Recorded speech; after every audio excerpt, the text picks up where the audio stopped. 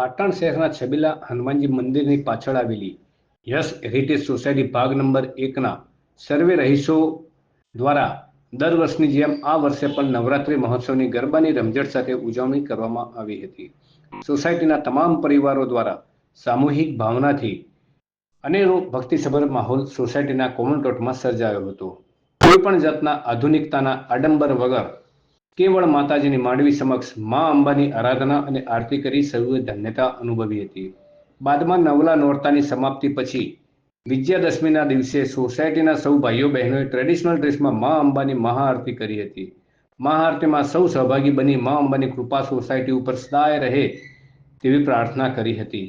ત્યારબાદ મા અંબાના જયઘોષ સાથે માતાજીની પ્રતિમાનું આગામી વર્ષ સુધી શ્રી કમલેશભાઈ ઠક્કરના ઘરે સ્થાપન કરવામાં આવ્યું હતું અને સૌએ સાથે મળીને ભોજન પ્રસાદ લીધો હતો.